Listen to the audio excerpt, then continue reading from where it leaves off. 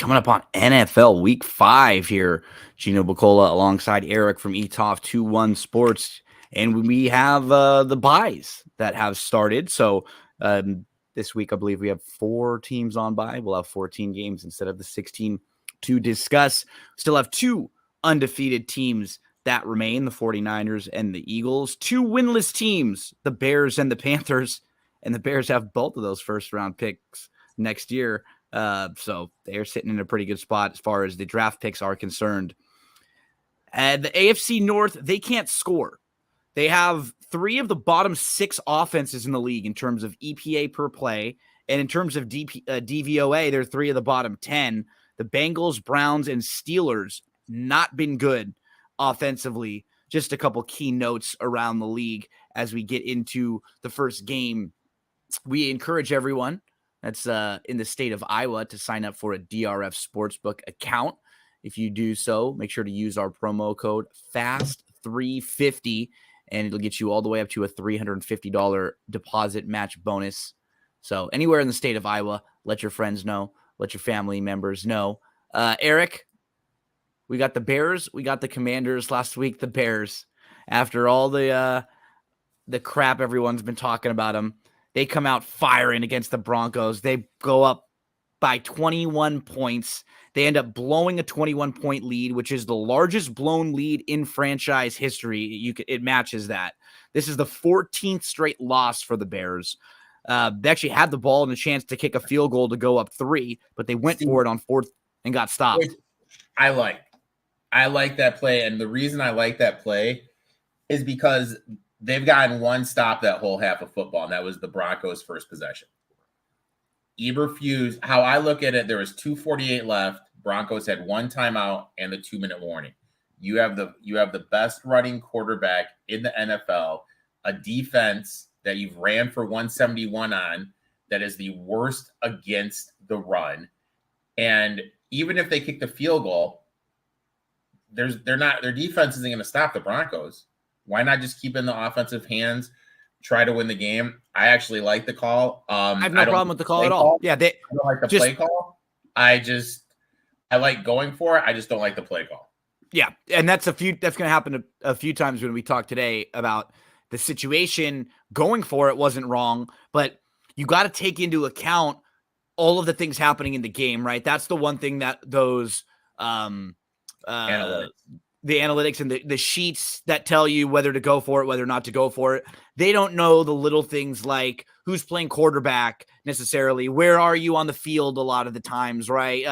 Like small things like that. Like point out that you were making, how's your offense been the entire game? How's the defense been the entire game? Small things like that. I agree with you. If you'd rather trust your offense or your defense for the Bears, you're going to trust the offense. It's just unfortunately been a thing with Fields, even in the games when he's been good. Last year, he doesn't win a whole lot in these situations where you get the ball and a chance to go with a drive. Always seems like there's an interception or some sort of a turnover.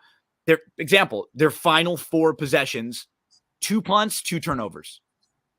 But I mean, at the beginning of the game, they're letting him throw. Oh yeah. And then you get tight because it's game script. The play calling at the end of the game was more not to lose. Yeah, and that's what's hard when you get up big. You see this a little bit in college too. You get up by 20 or 28 points, and then you start getting really stagnant. I mean, Fields was excellent throwing the ball.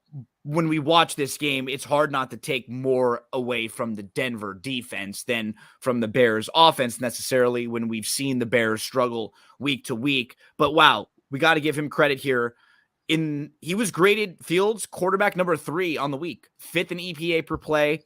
In the first half, he had 6 pass plays of 20 yards or 6 pass plays of 20 plus yards, 335 yards passing in the game.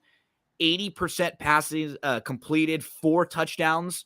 He was 9 of 12 on 10 plus air yards. 9 completions is the most he's ever had in a single game on passes that were that deep down the field.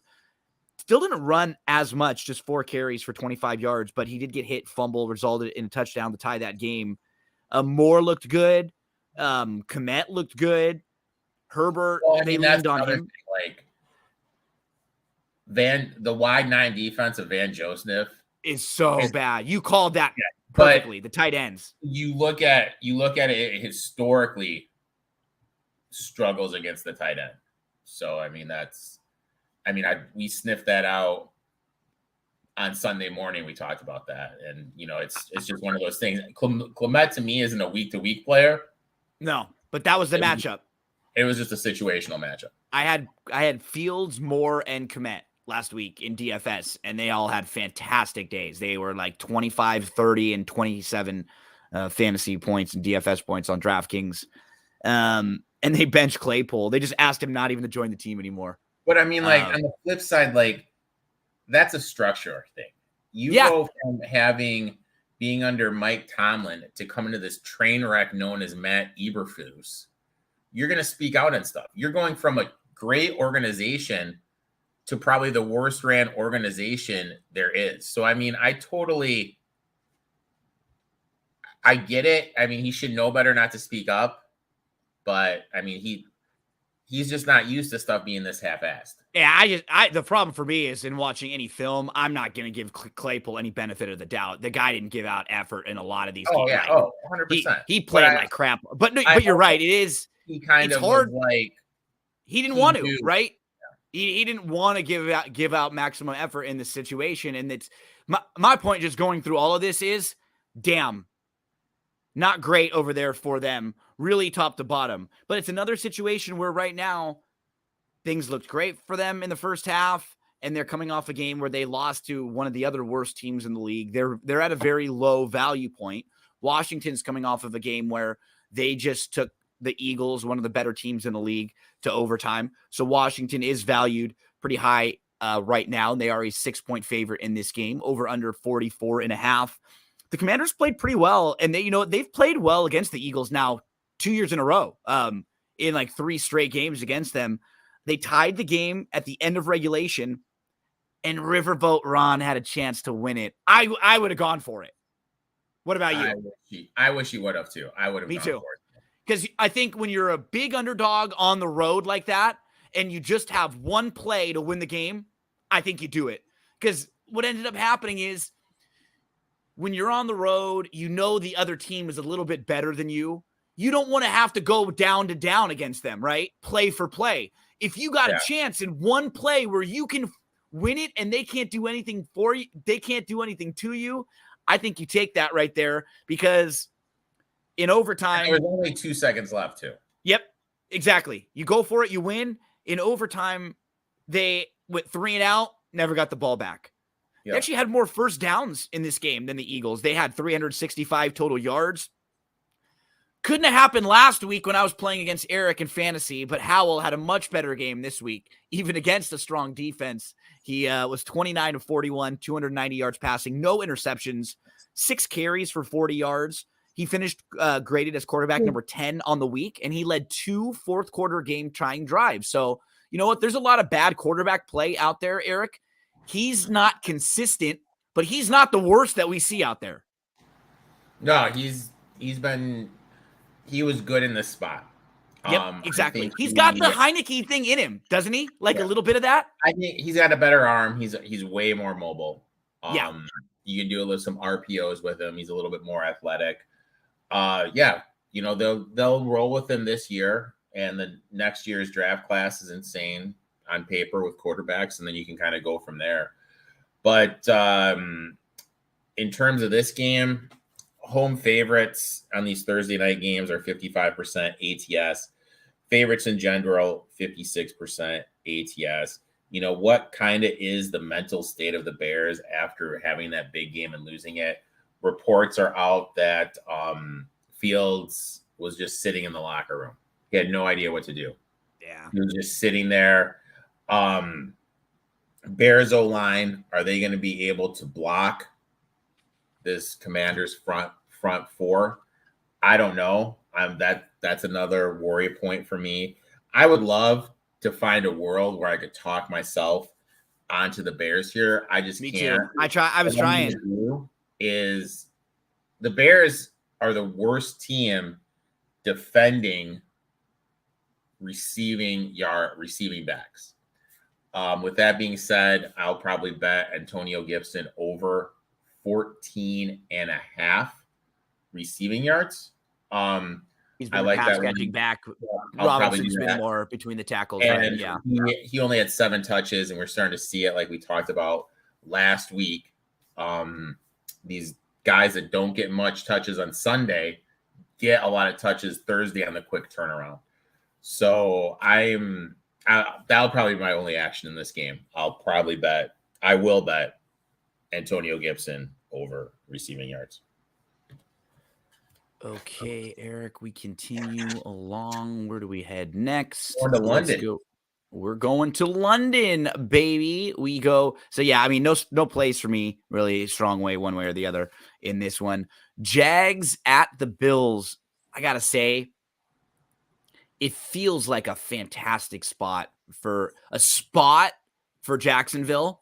I don't like Jacksonville overall as a team, though. This is one of those times where, as a bettor, I have a difficult time because Jacksonville absolutely dominated the first quarter of the game last week. They outgained Atlanta 146 yards to 5 in the first half. They had the ball for more than 10 minutes of possession in the first quarter. Lawrence had a pretty good game. In particular, he ran the ball well. He's quietly been really good this year, actually. He's not been a problem for Jacksonville, even though they've struggled. He's graded quarterback number 2, and he's had 9 big-time throws this year and only 3 turnover-worthy plays. They focused on Kirk and a guy that you've had a lot of success with playing in the last couple years, Ingram, quietly. He had 7 catches, 59 yards. He has 25 receptions on the year. That is tied for the league lead with the tight ends for receptions. So really solid year for him. But, you dive into it, like Atlanta really outgained them in the game, had more first downs. Atlanta, like Ritter was just so bad, and we'll get to him. I don't know how much of that was it was Ritter or it was Jacksonville's defense. But in this game, you've got a Buffalo team who had 6 first half possessions before they kneeled down at the end of the half. And on those 6 possessions, they scored 4 touchdowns with a field goal and a punt. They were up 31-14. They scored on 8 of the first 9 possessions. Like, this Buffalo team feels to me like a play against, exactly like Miami was a play against coming off of the 70-point game, Eric. The only concern I have is just, I don't think Jacksonville is that good. But Buffalo's going to have to go travel now to London coming off of that big game where now everyone's talking about them like they're the best team in the league. And Jacksonville's already been there. They've been there hanging out at London.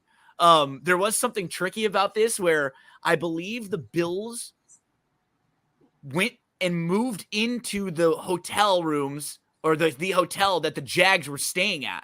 So the Jags had to change hotels, which was sort of weird because the Bills were coming into that hotel. I don't know if the Bills did that on purpose or anything, but that made me laugh a little bit just in case they did. In the spot, I'm all over the Jags. I don't know. Can I get there? Have you gotten there? Talk to us where you stand on this one. Me, this is at the end of the day, this is just, a pass for me. I look at it like this. Favorites in these international games are 23-10 ATS. Jags have been there 2 weeks. How does that affect them? We've never seen anybody do this before. How does that affect them? Right? We don't have any sample size for this. This is the first time any team's ever done this, right?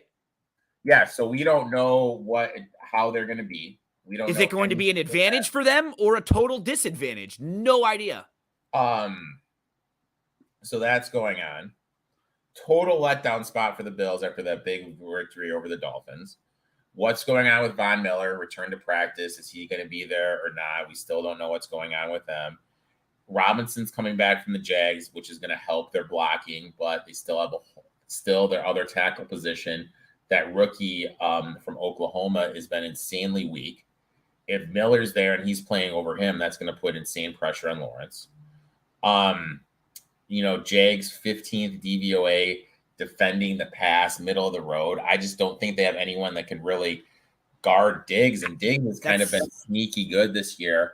Look, and Buffalo beats up on inferior opponents too. Like if you don't come to play, they will wipe the floor with you.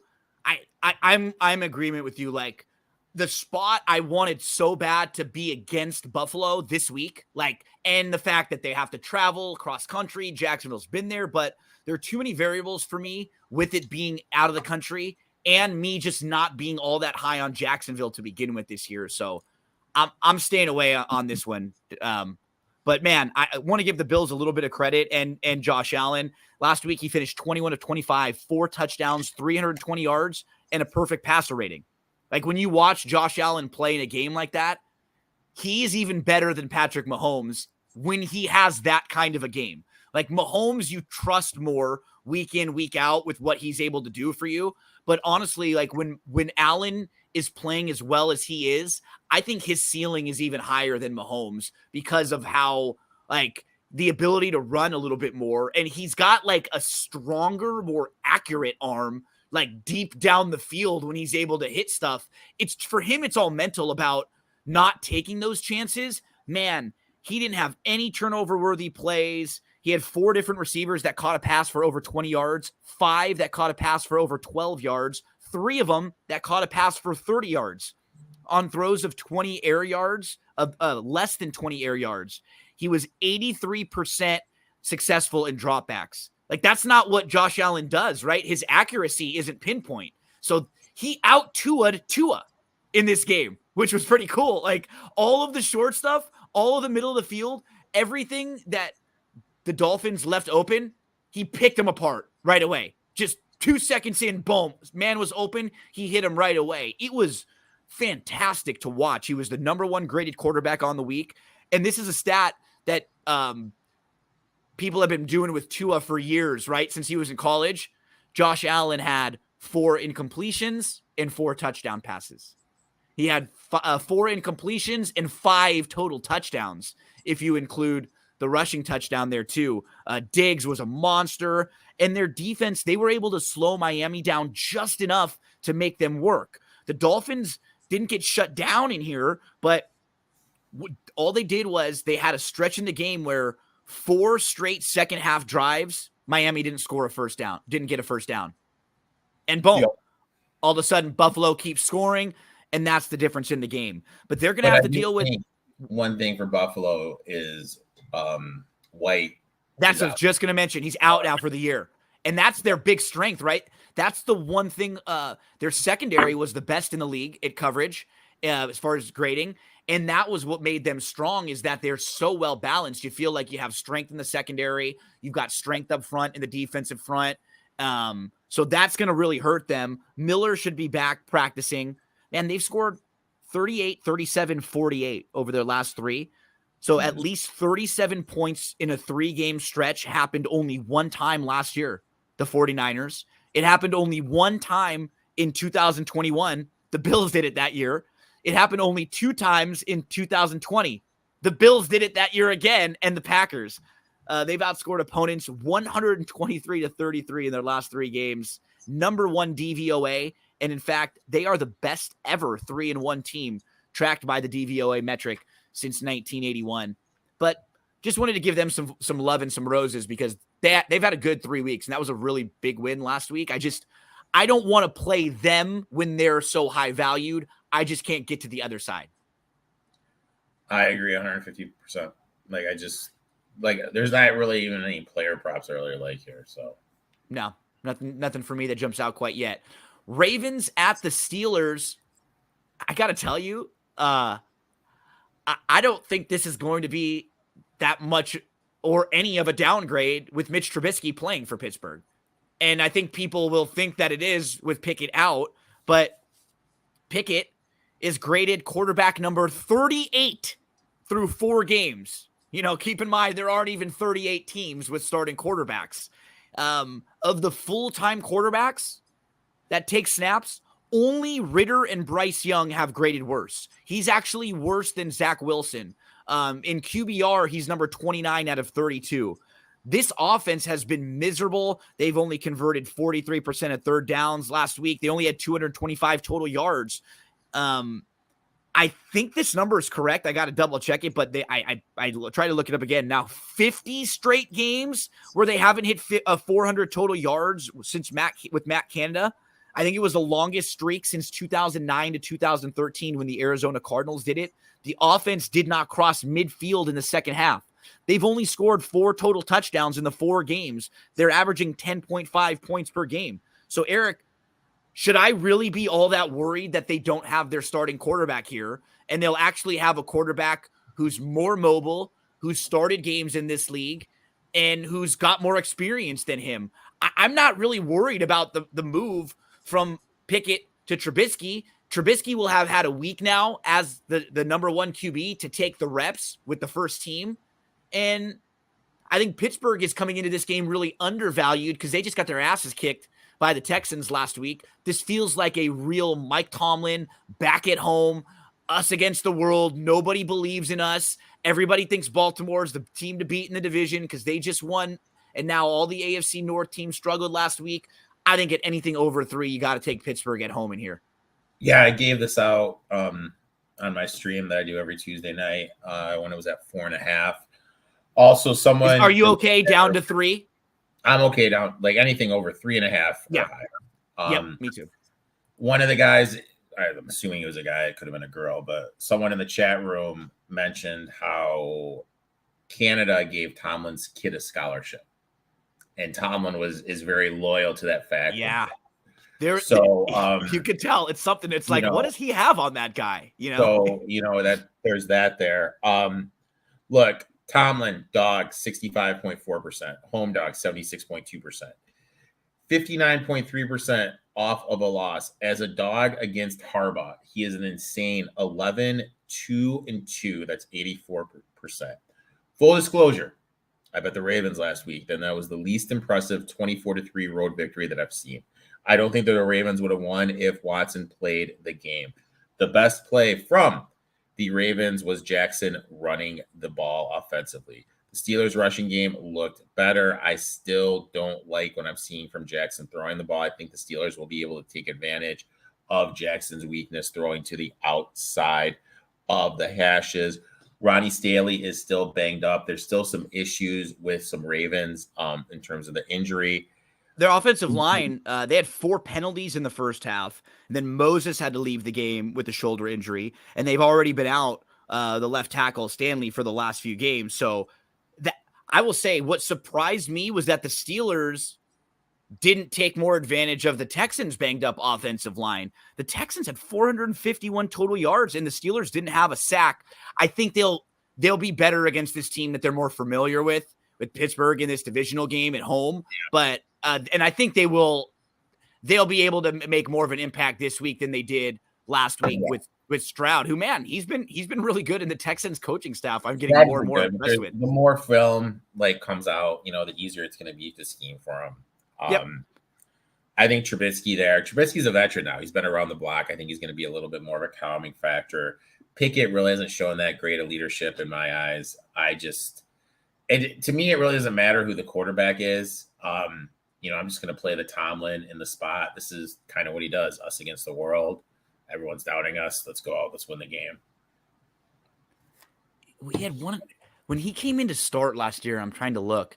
He had one game that was pretty good last year. I think it was against Baltimore.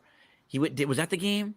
No, he threw 3 interceptions in that game. One of the games he came in, he was like slinging it around pretty well. It must have been against Carolina where he was okay with 17 for 22. But he's been there, and there were 2 guys this year, Eric, for me, because the way their schedule played out with Pickett and with Ritter, I wanted these guys to be good. I do still, because I like the team, that the spot their teams were in this year with their schedule and the value that they had. And unfortunately, Pickett just has been awful. I mean, every metric, 25 in DVOA, 30th in offensive DVOA, 31 in EPA per play. They just have not looked great. But this is their spot. This is their game.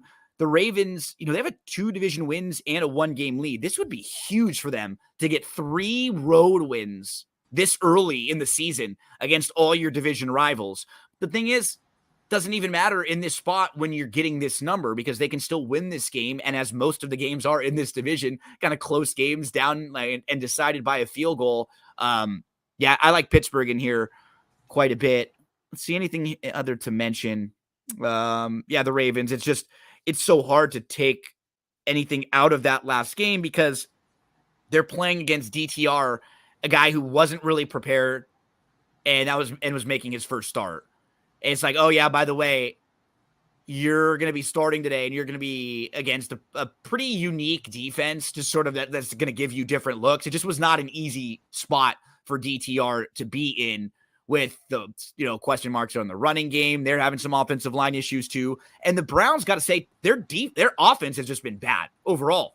And it's crazy, Eric, because I think we saw in just that one example the difference between having a quarterback that's like a bad starting quarterback, but still a starting quarterback, and then a quarterback that's not ready to play, right? We are all giving Deshaun Watson crap because he's not as good as he was a few years ago, but look at the drop-off between him and what... Yeah, he's a difference maker. What the next tier is.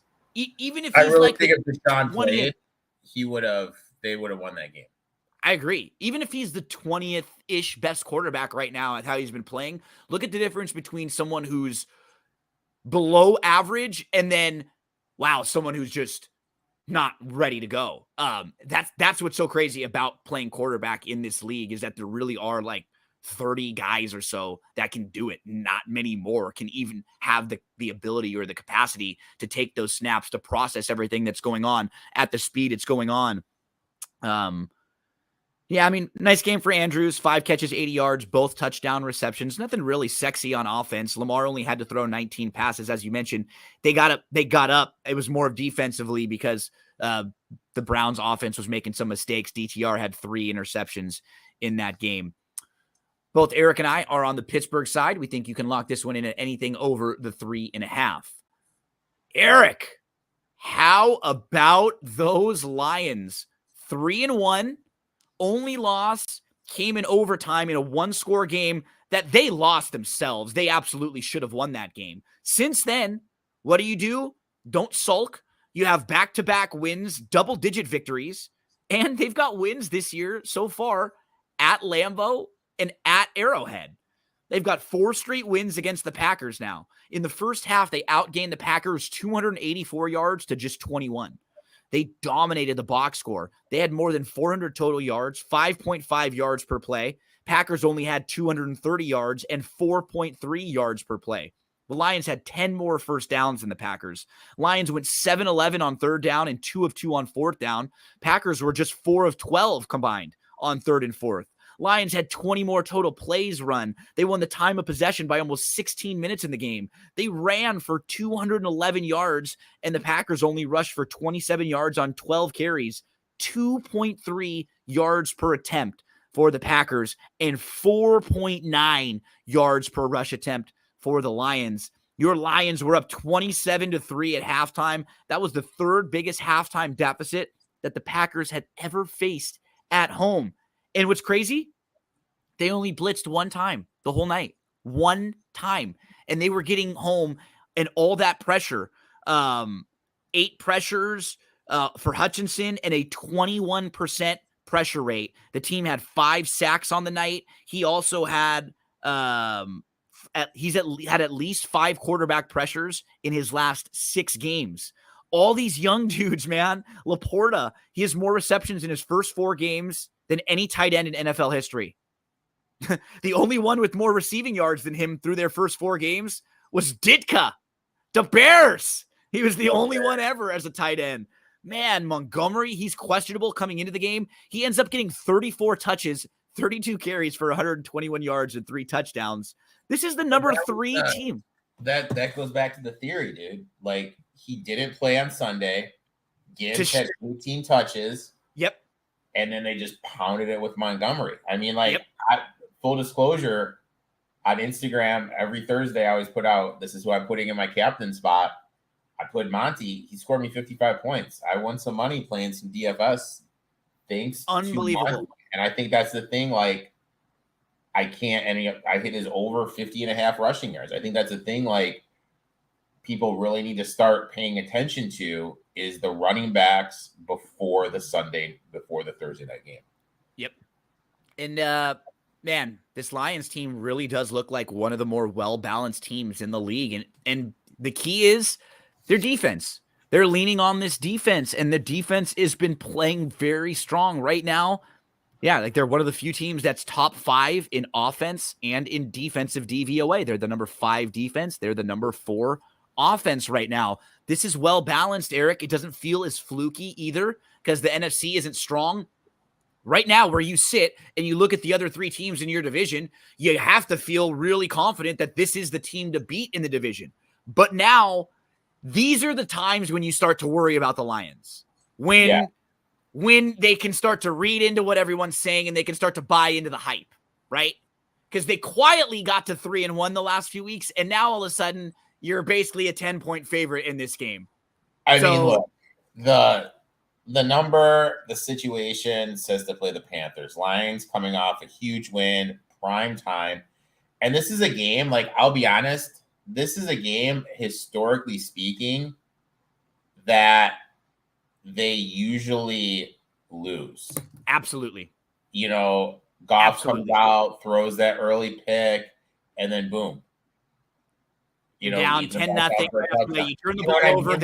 Exactly. You could just feel it. One of those things where it's completely different. He looks great. You know, these reports are coming out that the Panthers are looking to be trading for a number 1 to give Bryce Young a playmaker. Didn't they just get rid of DJ Moore?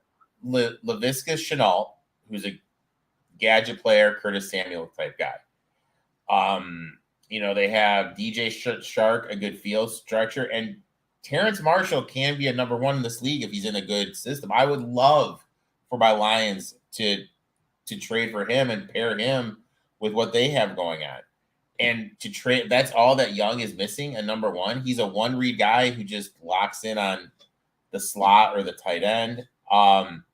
Panthers D has a lot of injuries. You look at what Young does with his deficiencies. Throwing the ball. You look at the struggles they're having running the ball. Lions, 5th DVOA, 5th against the pass DVOA, 4th against the rush. How are the Panthers going to move the ball? And you mentioned the Lions like to run the ball. Panthers are worst defending the rush. Look, if this gets over 10, I'll probably have to, just on principle alone, I'm going to have to bet the Lions here. But I haven't seen one thing from this Panthers team. Not with Young. Like, if Dalton was in, I would jump on this instantly. Oh, for sure. 100%. But they haven't hit 300 yards of total offense yet in the games that Young has started. They only had 232 total yards last week, 3.4 yards per play on 9 drives. They didn't even crack 150 yards passing or 85 yards rushing. They were 0 of 2 in the red zone. They had to take field goals both times. They got up on a pick 6 on the first drive. Minnesota was driving, pick 6. Then the Panthers kicked the field goal when they had the ball. They were up 10-0 and then nothing. Literally nothing the rest of the game. They can't run the ball at all, as you were pointing out. They've averaged 2.7 yards per carry last week and just 1.5 yards per carry for Sanders. So I would love to play the Panthers here, but I've been really impressed with the Lions. I'm not laying this number with them. This is just a stay away for me for now. Pure stay away. Pure stay away. Let's get to Atlanta in this next game. We go Falcons at home hosting the Texans. Falcons are a 2-point favorite in this game, over under 41.5. The Falcons come out of a game where they actually traveled to London last week, so they decided to take their bye. Decided not to take their bye in their first week back. They had more first downs, more yards per play. They had 5 yards per play in that game. They were better on 3rd and 4th down, but turnovers ended up being the difference in the game. A game that was not as close, but probably closer both than it may have looked, because it wasn't like Jacksonville was great, but it was more that Atlanta and Ritter was terrible again. And Eric, he had that okay second half against the Packers. It felt like he was maybe turning the corner in that comeback victory. And then since then, his 2 road games are terrible. He can't win on the road. He can only win at home. Over the last 2 weeks, he grades his quarterback 39 out of guys to take a snap. Only Mac Jones is a quarterback that started twice in the last 2 weeks that's been worse than him. And Mac Jones was benched. Ritter threw interceptions on back-to-back passes in the second quarter, and one of them was a pick six. I will say, as someone who is invested in Atlanta with futures, and I know you have some too, I think these last two games were games that would have been way closer if Taylor Heineke was playing quarterback. I don't think he's the most I don't think fantastic. Heineke is that big of an upgrade. I don't think he's the most fantastic in the world, but he can actually make some throws. Ritter doesn't seem like he has any confidence right now at all. And the thing that I don't, he's not using his legs enough either. Like Heineke will actually run around and use his legs. And with these weapons, I wouldn't even mind if Heineke lost me one or two games, because there's probably the built-in upside of a big play to Pitts, a big play to London here and there. We just don't get any of those from Ritter. I've been so disappointed with him, and I want him to be better. Bijan's been amazing. He had 137 yards last week on 19 total touches, 48 rushing yards over expected. He faced at least 7 defenders in the box and 10 carries, and he had 82 rushing yards in those attempts. He's the only player to have generated 45 rushing yards over expected multiple games this year. How about Pitts? 21 yards receiving. Jonnu Smith has 179 yards this year, and Pitts has 77. 9 catches for 77. Or, he has 121 through the 4 games, and Pitts has 179. So, defense is much improved, though. I mean, they grade better on EPA. Their EPA per play, they're 7th in success rate, and they're 13th in EPA per play. They're number 1 defending the run in EPA per play. So all those improvements on defense, like we thought, they just are terrible offensively. Number 10 rushing DVOA on offense, number 31 passing DVOA on offense. And the thing that was eye-opening to me, Eric, every team opening drive, they've got their probably first 15 plays, first 20 plays scripted. You know, that they've been working on at practice. They've got the game plan. Here's what we're going to do. Here's what we're going to come out and start. We're going to run these plays, and then we'll make some adjustments. On their opening drive, they have not gone more than 3 plays in any game this year. 3 and out, 3 and out, 3 and out, and an interception. If this offense is just okay, the defense is better, and they're good enough to win games, especially in this division. I think in this spot, actually, I like both of these teams, and I think you do too, better than the common perception of both of these teams is. I do think that the Texans right now are just a tad overvalued based on what they've been doing and based on Stroud's success. In this spot, I think there's actually value on Atlanta as a slight home favorite here. I would lean Atlanta here. Talk to us about this game and what you're looking at. I bet Atlanta. You know, I'm thinking about using Atlanta in Survivor. Buying low, selling high. You know, Texans just coming off two wins. 2 wins as dogs. Everyone's kind of talking about them. Could be a team that could kind of sneak into the playoffs.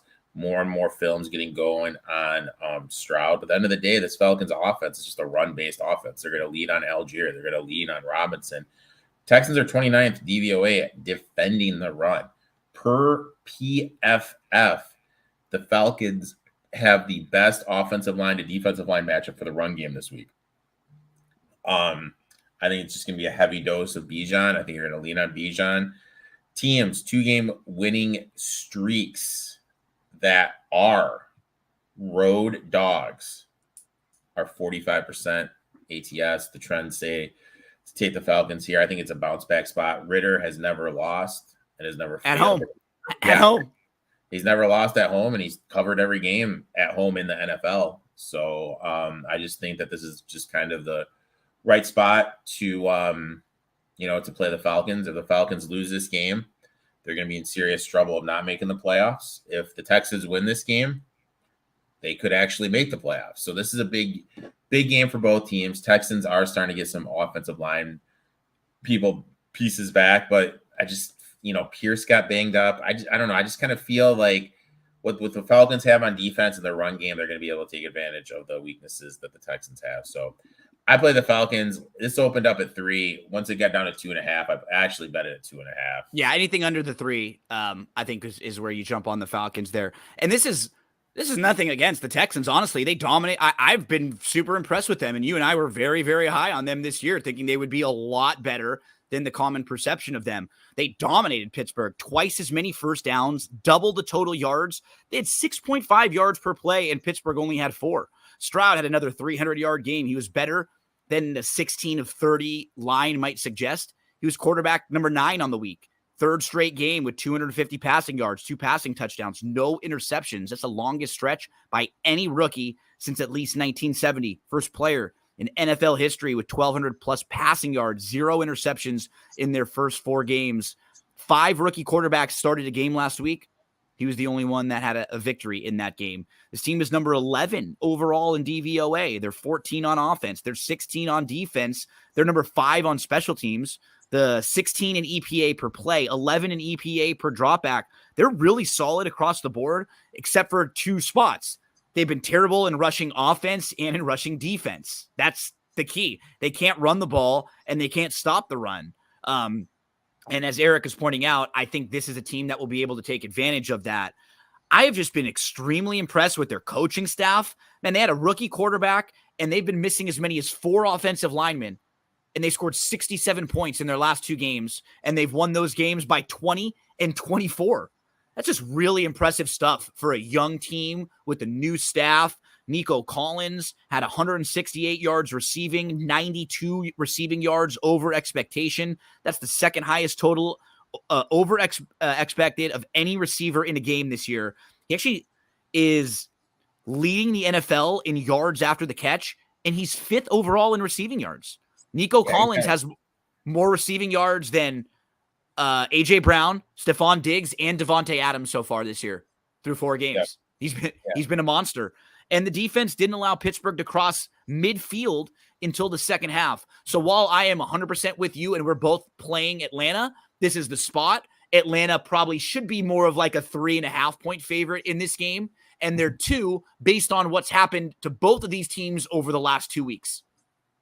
Yep. I just, the spot says buying low, selling high. Everyone thinks the Falcons suck now. Everyone thinks the Texans are all that.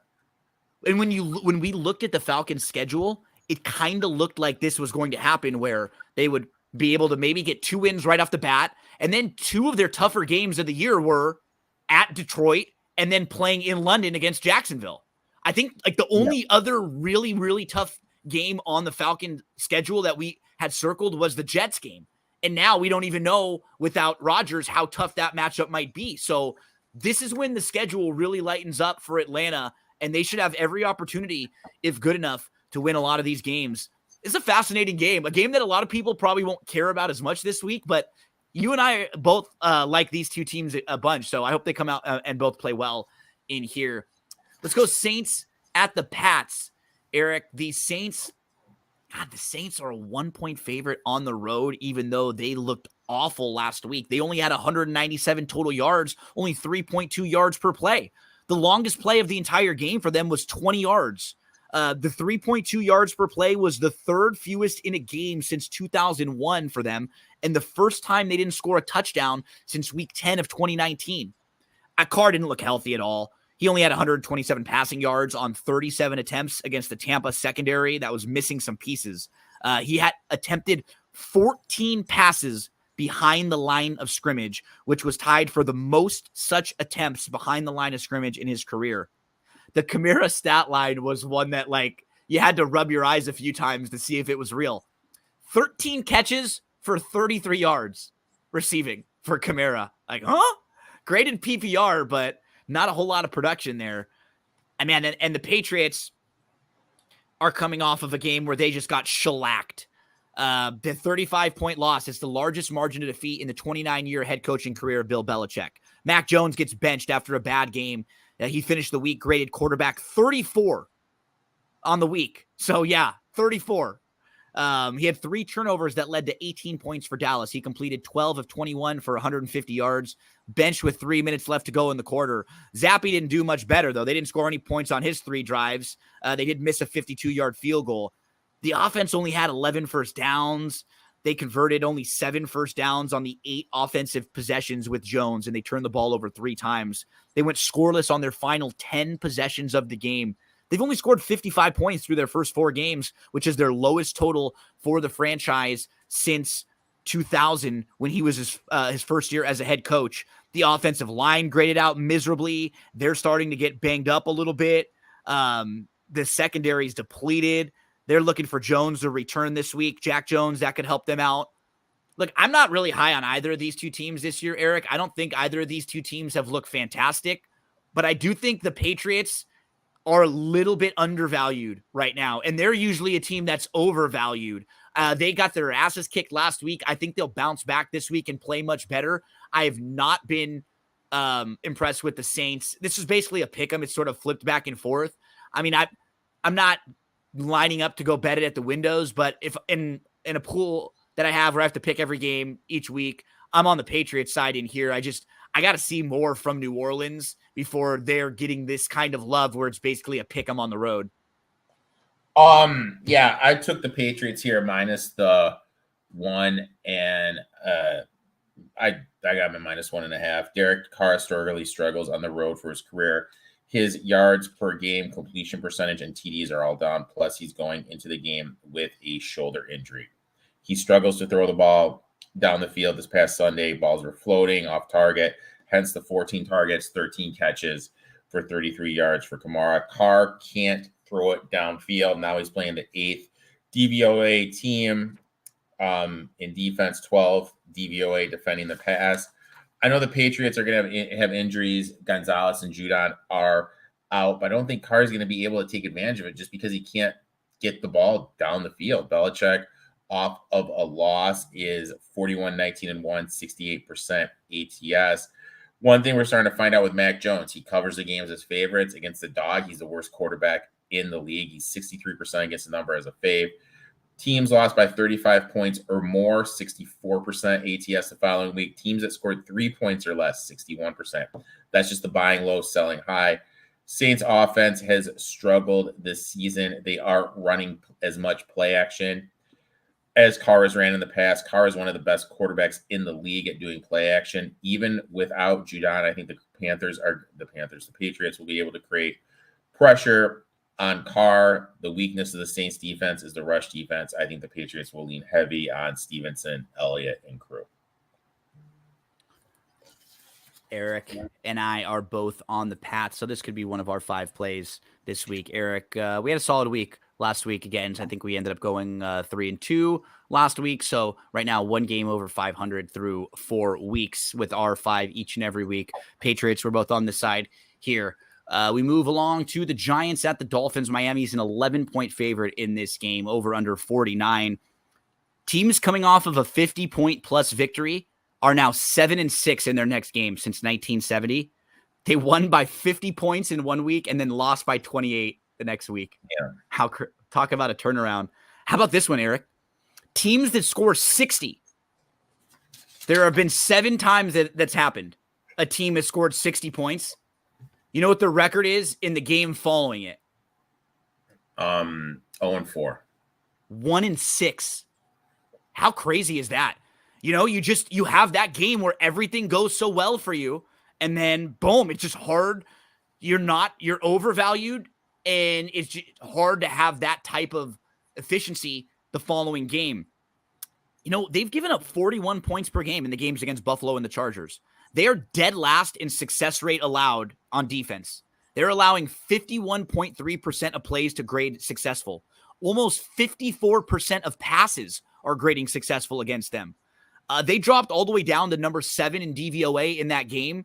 They have the number 1 ranked offense still, but their defense is 29, and their special teams is ranked 30. That's what scares me about ever playing a team like this favored by this much, when you have a bad defense and even a bad special teams, because you could be throwing away points. And right now we're already starting at such a disadvantage as an 11-point favorite here. Look, I'm not high on the Giants and what we've seen from them. I'm really disappointed in Dayball, who I know they don't have the personnel out there, but I just expected a little bit more from him, a little more creativity. We really haven't seen it at all. And Jones has been bad. He's been one of the worst quarterbacks this year, but the offensive line hasn't been great. Do you think we're going to get Barkley back here? We could. I mean, you're not laying it with Miami, right? It's either Giants or no play. Oh, this is just a pure pass. Armstead could be out for the Finns. Giants offensive line injuries, defensive injuries. They just haven't looked right. Neal's been a complete train wreck. Look, 28th DVOA defending the pass. Who's going to stop Waddle? To me, look, if I know everyone's like caught up in Survivor, if you have you have three options this week. Oh my god!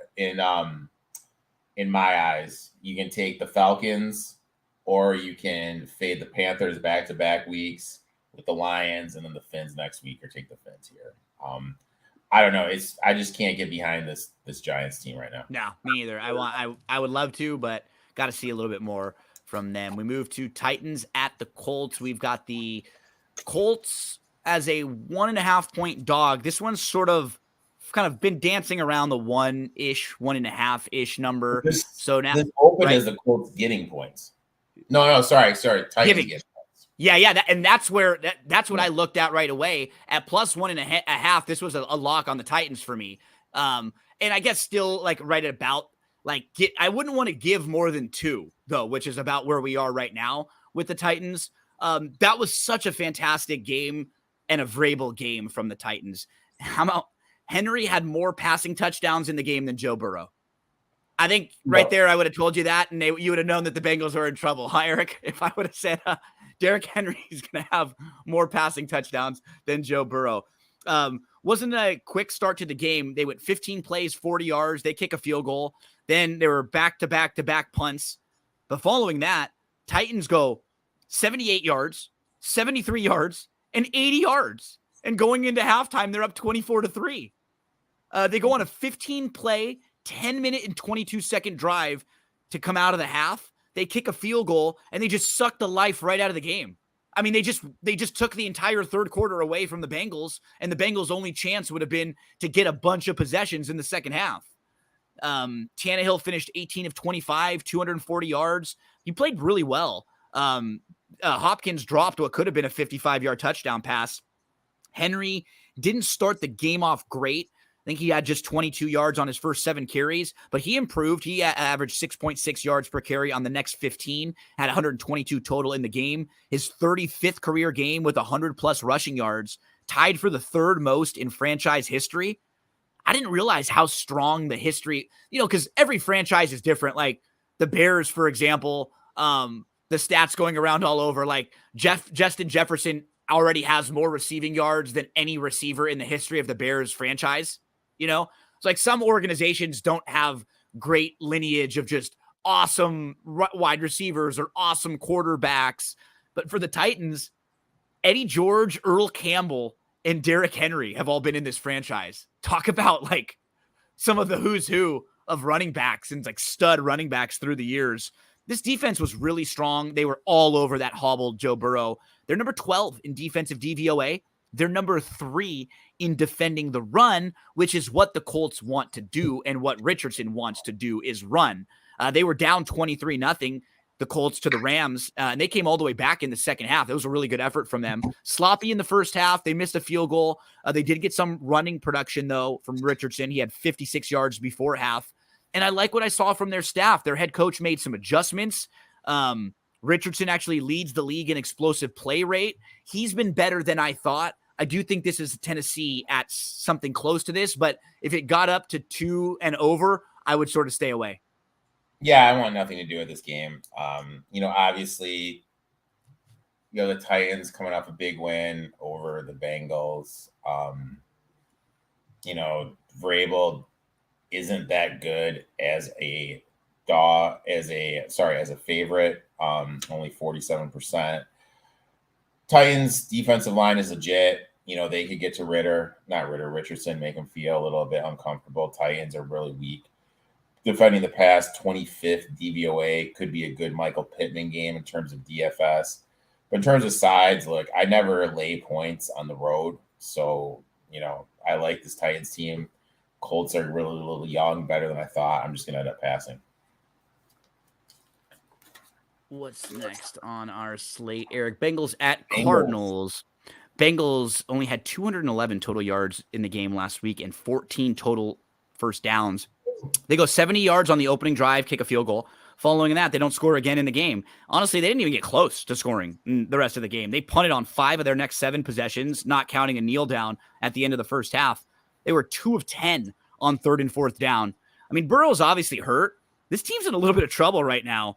He graded quarterback number 25 on the week. So far this year, he grades as quarterback number 23. Last year, he was quarterback number 1. 2 years ago, he was quarterback number 1 graded at the end of the year. It's not normal to see him down in the 20s. He was only able to attempt 4 passes beyond 10 air yards. He's the first quarterback in NFL history, 150 passes and averages less than 5 yards per attempt through the first 4 games. This team, number 26 overall in DVOA, number 23 in offensive DVOA, 25 in defensive DVOA, 27th in EPA per play, 29th in success rate. They scored 49 points in 4 games. Their defense allowed 49 rushing yards over expected, which was their second most allowed in a game since the start of last season. Higgins is now banged up. He's expected to miss a few weeks with a rib injury. They've been outscored 51-6 in 2 games in the road this year. And their 2 road losses. And now they're on the road playing a feisty Arizona team, man. Arizona, they score a touchdown to cut it to 5. They're down 21-16 in that 49ers game. They go for 2. They fail to start the 4th quarter. And I like that their coaching staff was aggressive to try to keep them in the game. They went for it on a 4th and 7 at midfield early in the 2nd quarter. They converted a fake punt from their own 21. Those 2 plays helped lead to 10 Arizona points. That kept them in the game against an opponent that they knew they'd have to keep scoring. They didn't try to get real conservative.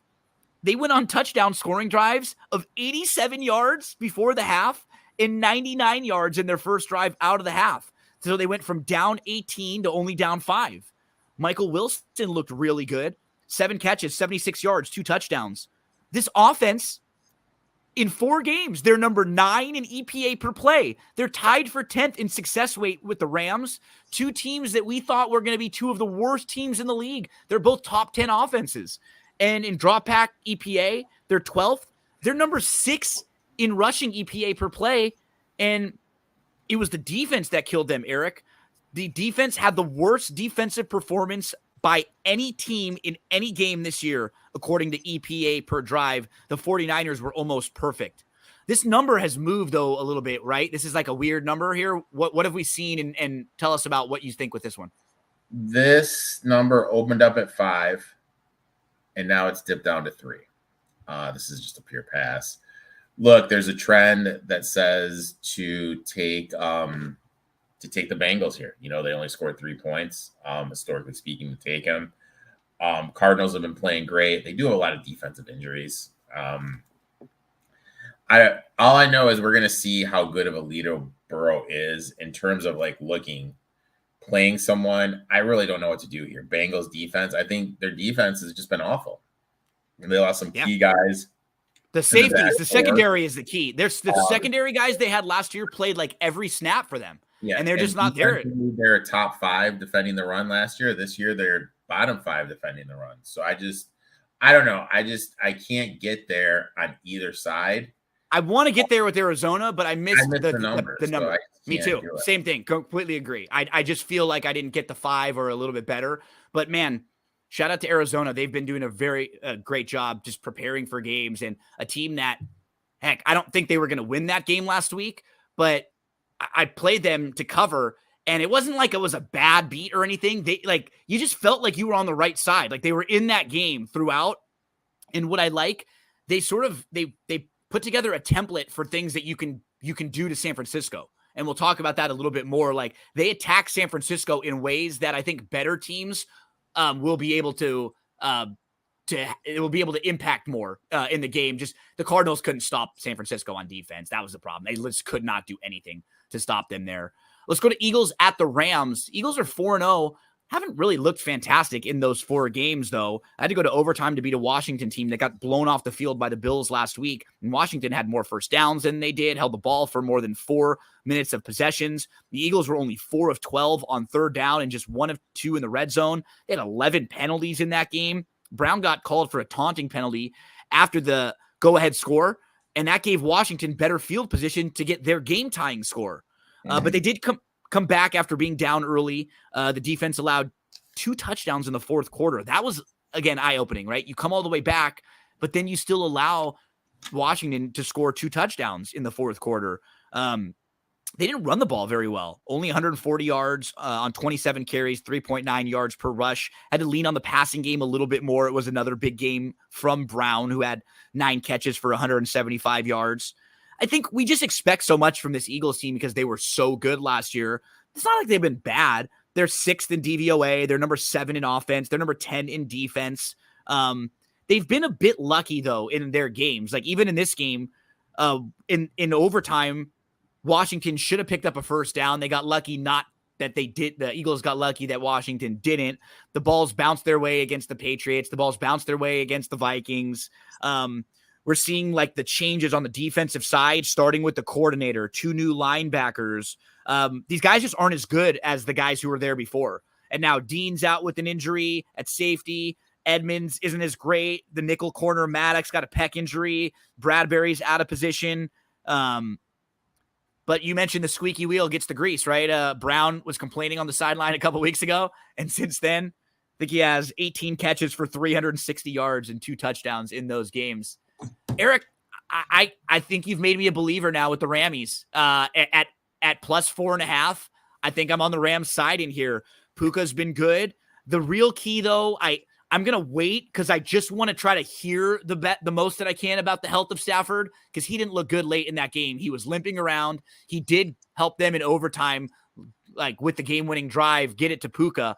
But, Stafford's been a top 10 quarterback this year when he's healthy. This team is well coached. They lean on Williams. Their defense is better than average. They've got some nice playmakers out there. McVay looks like a hungry coach. They're 8th in EPA per play. They're 10th in success rate. And overall, they're the number 11 team in DVOA.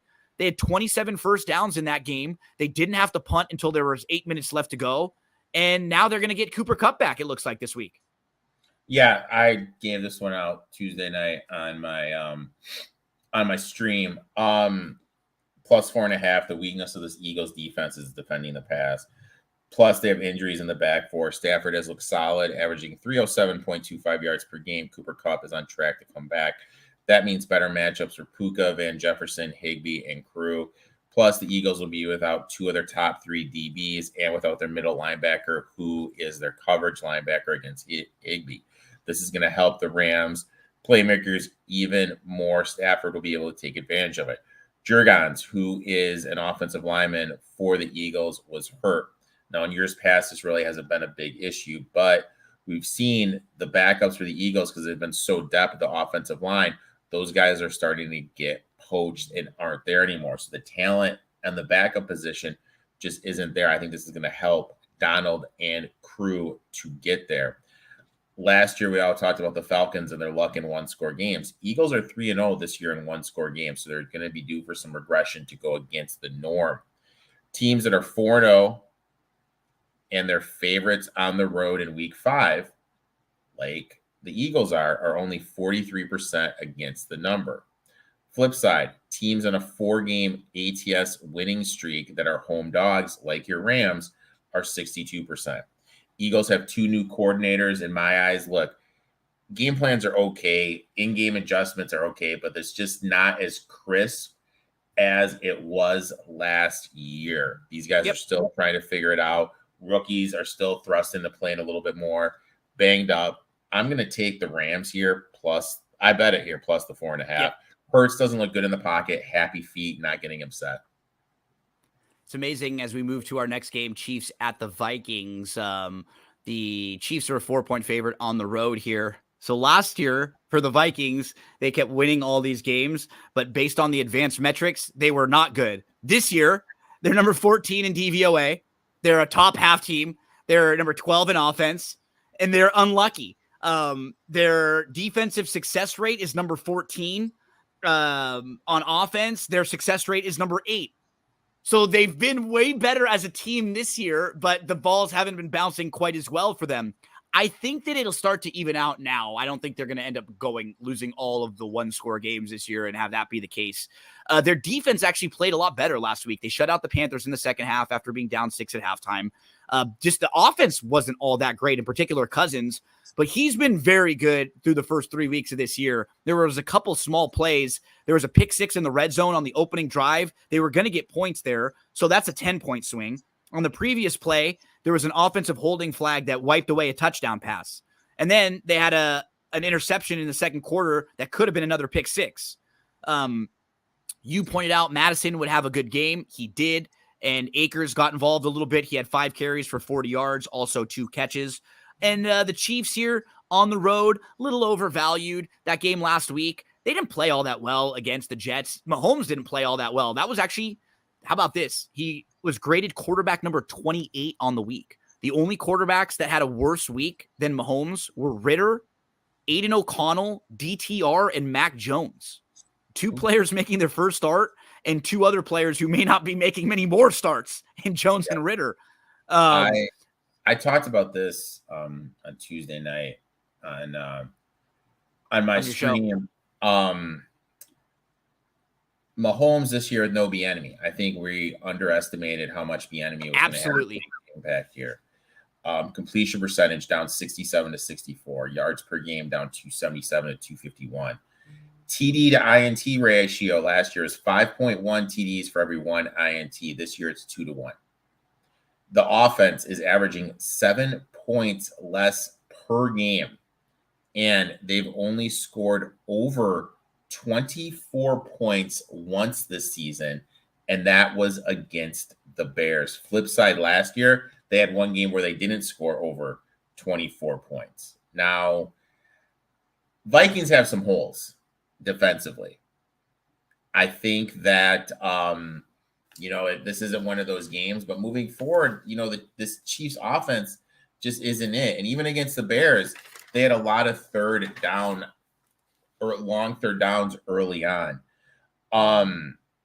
Vikings, this year they are due for some positive regression. They're one of the more unluckier. Absolutely. Mahomes 7-point favorite or less on the road, 63% here. To me, this is the game where the psychology of DFS comes in. Obviously, if you're playing in the cash game, a cash game lineup, you're going to want to get a piece of this game. You're going to want to have a piece of both sides. But if you're playing the millionaire maker, you want to steer away of this game. Or if you do play it, you want to have somebody that isn't that contrarian. Yeah. Yep. So because the Chiefs defense this year is a little bit better. This is not your same Chiefs team. They're a better team defensively than they are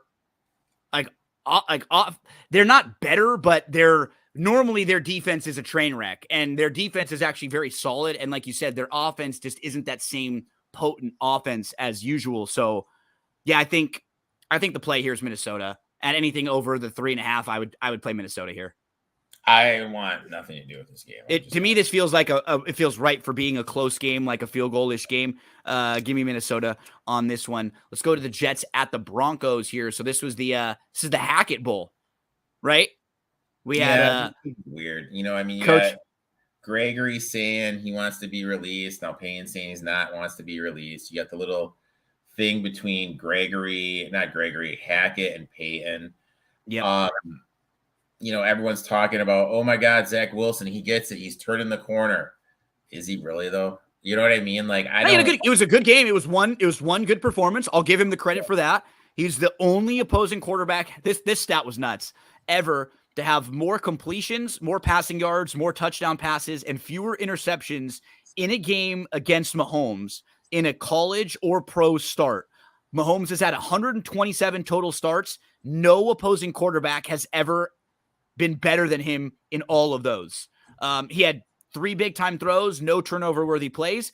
He graded his quarterback number 10 on the week, a little bit more confident and decisive with decisions. The problem was it was during like 2.5 quarters of the game. You still got to start good and finish good. And that's what we didn't see from Wilson. Where I've been the most disappointed, though, with the Jets, the defense. They got run all over. They allowed 204 yards rushing on 35 carries. And how about this one?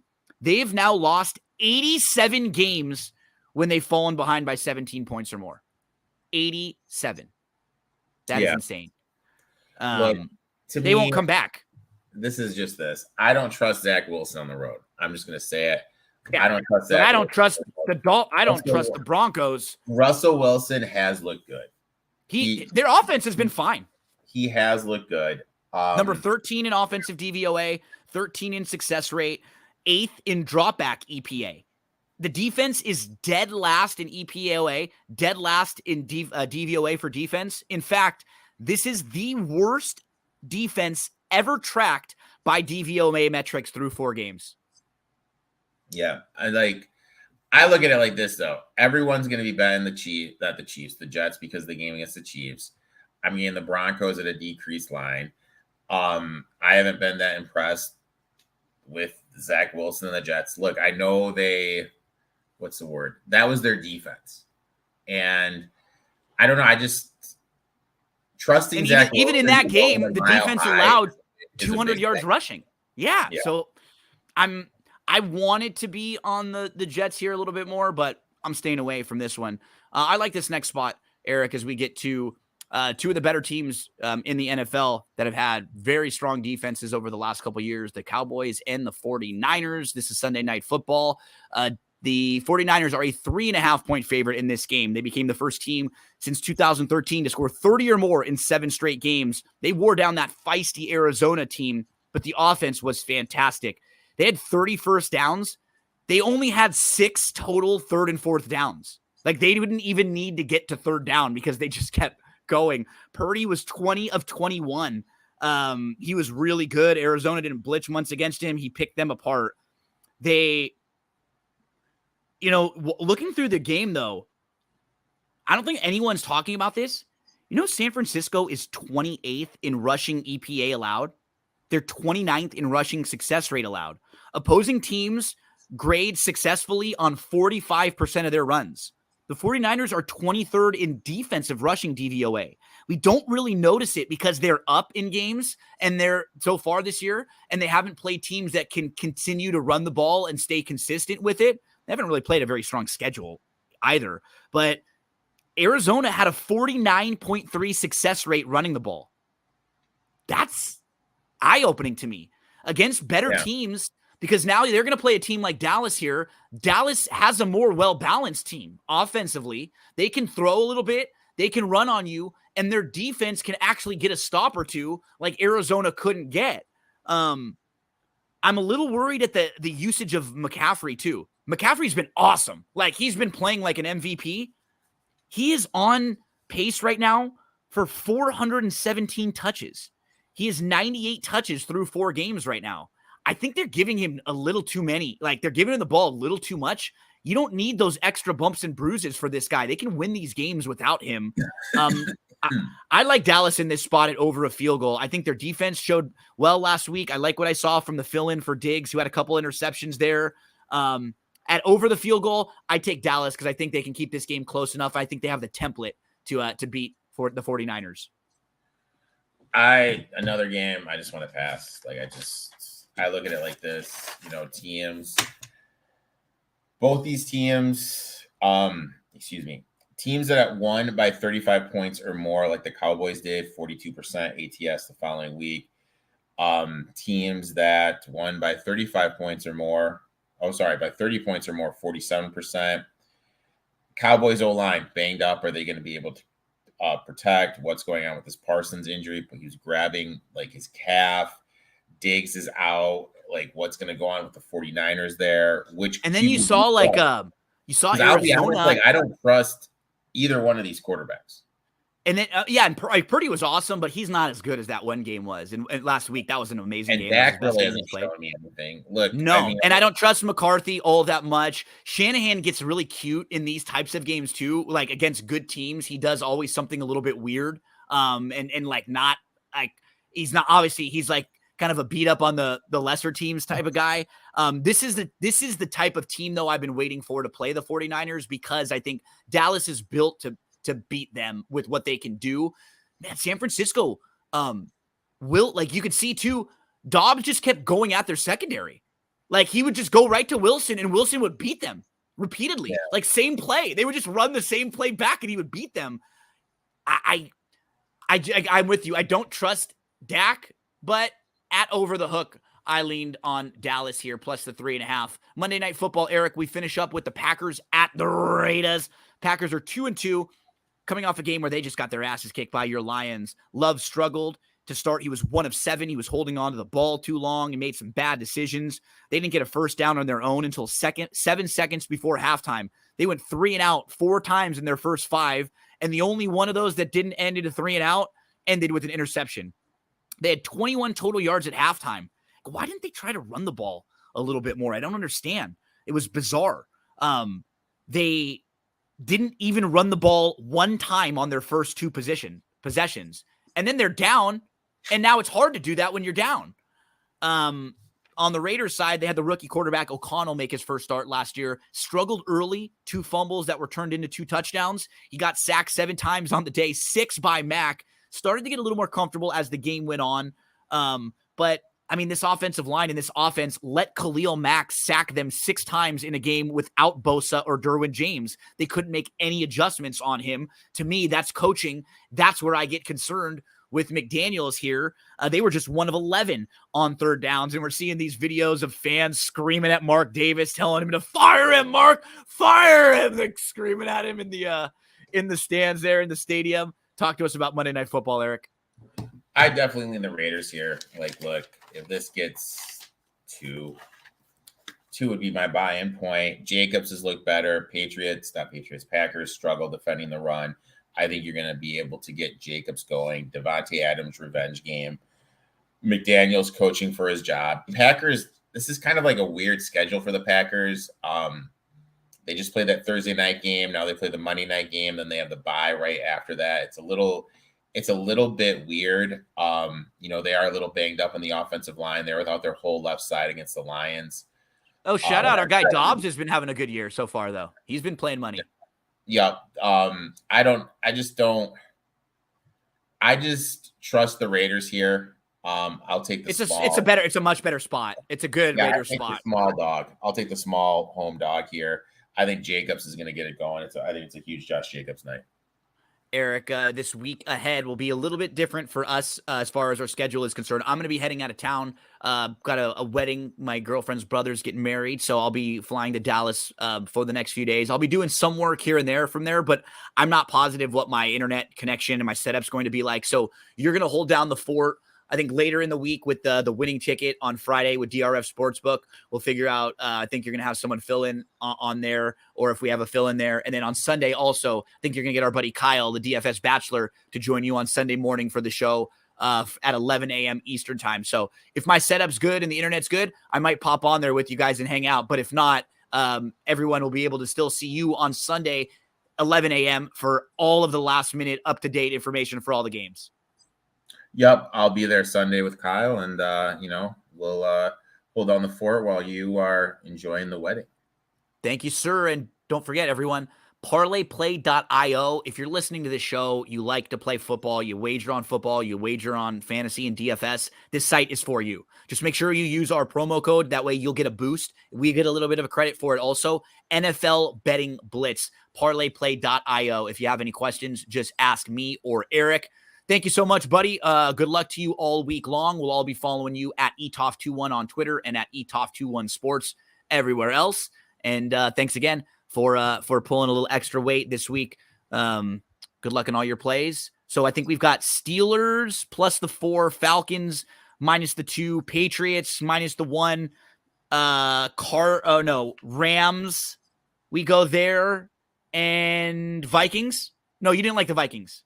I didn't like the Vikings. You didn't like the Vikings. You want to go our final one, Titans. You were okay there? You got them early, but the number flipped. Yeah, we can go there.